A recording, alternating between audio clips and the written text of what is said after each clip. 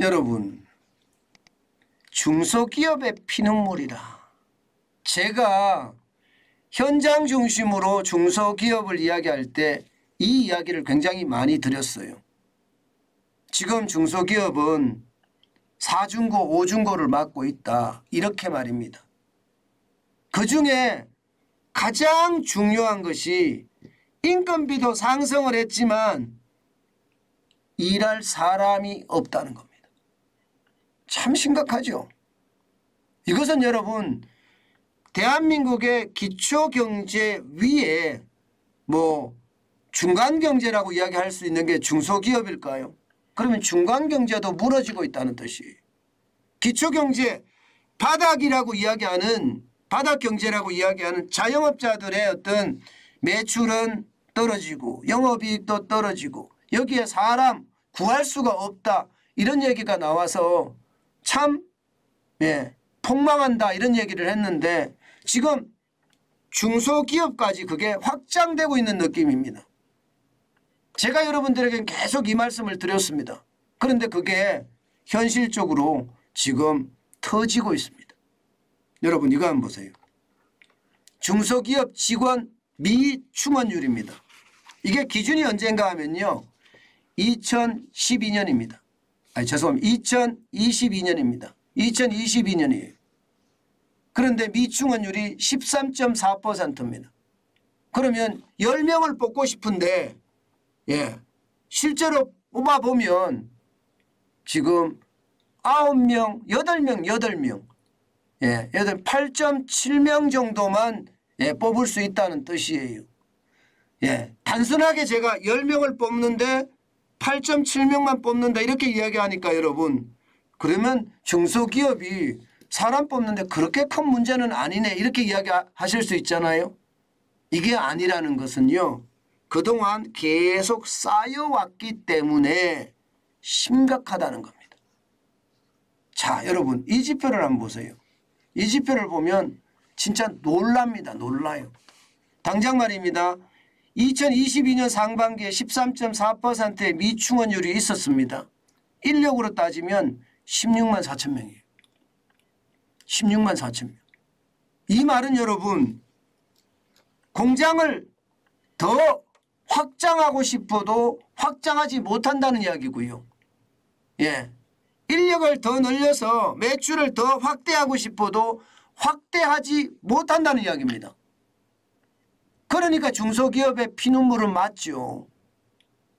2021년 상반기에 9만 5,700명이 미충원 인력이었는데 2022년 상반기에는 16만 4천이니까 진짜 많이 늘어났잖아요. 2021년 상반기에 9.6%가 미충원율이었다면 2022년 상반기에는 13.4%의 미충원율이라는 것. 이것은요, 결국 지금 이대로라면 중소기업들이 줄줄이 망할 수도 있다는 이야기가 돼요. 여러분도 알다시피 지금 중소기업은 고물가에 힘들고 고환율에 힘들고 고금리에 난리도 아닙니다. 여기다가 인력난까지 겹치면 중소기업 입장에서는 어떻게 될까요? 나 공장 안 할래. 나 공장 할 필요가 없어. 이렇게 할 수가 있는 겁니다. 그러면 왜 이렇게 지금 중소기업의 인력난이 무식한가? 이것은 여러분, 이 지표를 보시면 여러분 이해하실 거예요. 지금 말입니다. 배달 라이더들이 20대 30대를 데려간 인력을 한번 보세요. 2017년 10월에 29만 8천 명이었습니다. 2022년 10월에 42만 명이 무려 40.7%가 증가했습니다. 20대 30대가 배달 라이드로 몰렸다는 이야기예요. 중소기업에서 일해야 될 사람들이 배달 라이드로 몰렸다, 이 말입니다. 그러면 여러분, 왜 배달 라이드로 몰릴까? 이 생각을 해봐야 되겠죠. 사람들이 움직이는 데는요, 핵심이 돈입니다. 중소기업에서 일하면 월급이 적어요. 게다가 주 52시간제가 적용되고 나서는요, 한 달에 이게 250만 원 벌기가 굉장히 어렵습니다. 250만 원 벌기가 말입니다. 예. 그런데 배달 라이드를 하면요. 예. 지금은 좀 달라졌지만요. 2020년, 2021년, 2022년 예, 이 상반기 때만 하더라도 배달해서 많이 버는 사람들이 1,000만 원씩 번다는 이야기가 예, 언론 지상에 계속 나왔었거든요. 아무리 못 벌어도 600만 원은 번다요. 아무리 못 벌어도. 그러면 여러분 600만 원이라는 숫자가 중소기업에서 내가 직원으로 일할 때 예, 250만 원이라는 숫자와 엄청나게 차이가 나죠. 게다가 중소기업에서 일하면 예, 이게 사장도 있고 간부도 있고 선배도 있고 눈치 코치 다 봐야 됩니다. 배달 라이더 내가 일하고 싶으면 일하면 되고요. 내가 일하기 싫으면 일 안 하면 됩니다. 그만큼 자유가 있는 거예요. 그러니 돈도 많이 줘요. 자유도 많아요. 그러면 여러분들은 어떤 선택을 할까요? 당연히 배달로 가는 겁니다. 처음에는요. 중소기업에서 일하면서 야간에만 배달로 뛰어요. 처음에는. 그런데 야간에만 배달로 뛰었는데 중소기업에서 일하는 예, 그 월급보다 더 많이 벌어가니 배달로 갈 수밖에 없겠죠. 차라리 나 기업을 그만두고 예, 배달로 이직할래 이렇게 되는 사람들이 굉장히 많아졌다는 이야기입니다. 참 충격적인 이야기죠. 시장은 시장대로 움직이니까 그죠? 그럴 수밖에 없습니다. 예, 그만큼 말입니다. 주 52시간제 이것은요. 시장에 어마어마한 충격을 줬습니다. 아직도 이게 개선이 안 되고 있죠. 그러면 어떻게 될까요? 앞으로 아마 공장들이 더 많이 망할 겁니다. 여러분 이거 한번 보세요. 전국의 공업시설 경매 건수입니다. 공업시설이라는 게 공장이죠. 공장. 예, 제조공장, 뭐 공장 용지까지 같이 들어갑니다. 2022년 3분기에 645건이었습니다. 그러더니 4분기엔 698건이에요. 굉장히 빠른 속도로 늘죠. 예, 50건이 더 늘었으니까 굉장히 분기에 이만큼 늘어난다는 것은요. 중소기업에 제가 줄폐업이 많이 일어난다고 했는데 그게 현실화되고 있다는 뜻입니다. 중소기업의 줄폐업이 현실화. 야, 진짜 심각하죠. 문제는 여기서 끝나지 않습니다. 중소기업의 줄폐업에서 끝나지 않고요. 좀 더 나아가면 말입니다. 대한민국 경제, 잠재 성장률에도 치명적인 타격을 줄 수가 있습니다. 여러분도 알다시피 취업자가 적고 그러면 잠재 성장률은 줄어들 수밖에 없습니다. 잠재 성장률의 구성 요소를 생각해 보자고요. 자본의 요소, 노동의 요소, 예, 총 요소 생산성 이 세 가지거든요. 그런데 지금 보시다시피 취업자가 줄어들면 이게 어떻게 될까요? 취업자가 줄어들면 당연히 노동의 요소가 감소하겠죠. 예, 자본의 요소는 좀 늘어난다고 하더라도 총 요소 생산성. 아니 직원을 구할 수가 없는데 중소기업이 혁신을 하고 싶고 해요. 뭔가 중소기업 더 늘리려고 해요. 그러나 사람이 없어서 생산을 못하는데 요소 생산성이 늘어날 수가 없죠. 그러면 예, 자본이 있다고 한들 뭘 하겠습니까? 그러니까 잠재 성장률이 뚝뚝 떨어집니다. 지금 현재 말입니다. 여러분 2020년에서 2030년까지 대한민국의 잠재 성장률은 1.89%입니다. 지금 올해 성장률 여러분 이야기 들으셨죠? 정부는 1.6% 잡고 있습니다. 쉽게 말하면 잠재 성장률을 따라가지도 못하고 있어요. 잠재 성장률은 최소한 따라가야죠. 그런데 잠재 성장률도 못 따라갑니다. 그런데 문제는 이대로 가면 2030년에서 40년에는요. 네, 잠재 성장률이 0.69까지 떨어지고요. 2040년에서 2050년 0.05까지 떨어진다고 합니다. 게다가 2050년에서 2060년 0.03%로 떨어진다고 합니다. 이 지표를 보고 있으면 대한민국이 침몰해 간다는 이야기 여기가 틀리지 않죠. 저는 이것을 보면서요. 저는 굉장히 많이 충격을 받고 있는데요. 도대체 우리 국가 지도자들은 어떤 생각을 하고 있는지 궁금합니다. 왜냐하면 분명히 대한민국은요. 이대로 가면 이대로 가면 당장 2030년 지금으로부터 7년 후입니다. 지금으로부터 7년 후가 되면 0점대 성장을 한다는 거 0점대. 대한민국이 굉장히 나빠진다는 이야기예요. 취업이 안 된다는 이야기예요. 그러면 어떻게 될까요? 대한민국 경제 침몰의 시작이거든요.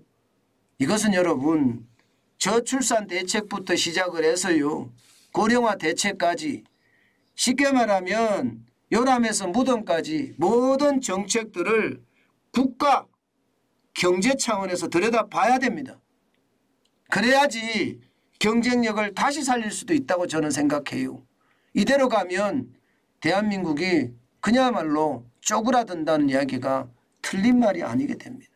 저는 중소기업에 대해서 정부가 아주 바른 정책을 쓰면 된다고 생각을 해요. 바른 정책을. 지금처럼 말입니다. 규제 혁파 굉장히 빠르게 하고요. 거기에다가 필요한 인력 계속 공급을 해주고요. 그러면서 말입니다. 제일 중요한 게 저거예요. 장기 근로자 처우에 대한 문제. 이게 외국인에 대한 문제는 이렇게 해결할 수 있는 문제, 뭐 영주권을 준다 뭐 이런 이야기까지도 하는데 글쎄 저는 잘 모르겠습니다. 영주권까지 줘야 될까 뭐 그런 생각은 있는데요. 왜냐하면 제주도에서 우리는 많이 봤거든요. 그렇기 때문에 영주권까지는 모르겠습니다만은 이게 외국 인력을 좀 더 들여오는 것도 중요하지만 우리 인력들이 중소기업에 가게 하는 것도 중요합니다. 저는요. 중소기업들 말입니다. 이게 장인제도 같은 거 말입니다. 아주 활성화시키는 거 좋다고 생각해요. 과거에 제가 취재할 때 보면 신지식인 제도라고 있었습니다. 그 신지식인 제도 굉장히 좋았거든요. 실제로 말입니다. 나중에는 유야무야 됐긴 했지만 신지식인이 된다고 하면요. 너도 나도 가서 그 사람한테 배우려고 했습니다. 그런 것처럼 중소기업에도요. 우리가 인간문화재 정하듯이 뭐 기업의 문화재라고 이야기하면 좀 그렇겠지만 중소기업의 장인들 국가 어떤 이게 차원에서 지원할 수 있는 그런 이름 만들어서 말입니다. 뭐 국가장인이라든가 국가명인이라든가 이런 자격을 주고요. 거기에 필요한 각종 지원을 해주면 아마 중소기업 젊은이들도 관심을 가질 겁니다. 힘들긴 힘들죠. 그러나 내가 명인의 반열, 국가 명인의 반열에 들어선다면 제조업도 저는 활성화될 수 있고요. 정부가 그 국가 명인에 대해서 아주 전폭적인 지원을 한다면 저는 달라질 수도 있다고 생각합니다. 당장 저라고 하더라도 제가 관심 있는 분야에 국가 명인이 있어요. 그런데 그분한테 가서 일을 하면 일을 가르쳐줘. 저는 할 수 있다고 생각해요. 그래서 이게 단순하게 시장적인 접근도 필요하지만 뭔가 미래에 대한 비전을 심어주면서 시장적인 접근을 하는 것 저는 굉장히 중요하다고 생각을 합니다. 그것만이 지금 중소기업들의 어떤 활력 더는 심어줄 수 있다고 생각합니다. 물론 그 외에도 다양한 정책을 펴야 되겠죠. 주 52시간제를 완전히 꺾어준다든가 일할 사람은 더 일할 수 있게끔 만들어준다든가 그죠? 여기에다가 뭐 필요한 부분에 대해서는 외국계 인력들을 좀 더 들여와서 중소기업에 공급을 해준다든가 또 필요한 거 있잖아요. 중소기업에 직접 현금을 지원하지는 말고요. 이게 간접적으로 컨설팅 제도 같은 것도 만들어도 될 겁니다. 아마. 컨설팅이라고 하는 사람들을 좀 양성을 해서요. 돈을 주되 그 돈이 어떻게 쓰여졌는지 또 그 효과가 어떻게 나타나고 있는지 그런 것을 점검해 보는 거 있잖아요. 저는 그거 굉장히 필요하다고 생각해요. 무작정 중소기업에 돈을 줄 것이 아니라 그 돈이 어떻게 사용이 돼서 어떻게 이게 효과가 일어났는지까지도 만약에 본다면 유럽식이죠. 유럽은 실제로 돈을 주면 그렇게 컨설팅 제도를 활용해서 효과를 직접 컨설턴트들이 현장에 가서 보게 하거든요. 그리고 보고서를 그 기업에 있는 사람이 쓰는 것이 아니라 컨설턴트들이 보고서를 씁니다. 저는 그런 제도도 나쁘지 않다고 생각합니다. 돈을 주되 실제로 효과를 많이 나타낼 수 있게끔 만드는 것. 그런 다양한 정책들이 지금 중소기업의 피눈물을 좀 닦아주지 않을까. 저는 그런 생각 많이 합니다. 이게 시장을 모르는 사람들이 국가 지도자가 되면요. 이게 매번요. 수박 그달기만 하고 말거든요. 저는 중소기업에 진짜 중요한 자금 지원, 진짜 중요한 인력 지원, 거기에다가 명예까지도 지원을 해야 된다고 보는 겁니다. 그만큼 중소기업의 어떤 자랑, 자부심이 생기면 저는 국가명인이라는 단어가 바로 그 단어인데 더 좋아지지 않겠느냐. 저는 그런 생각까지 해봅니다.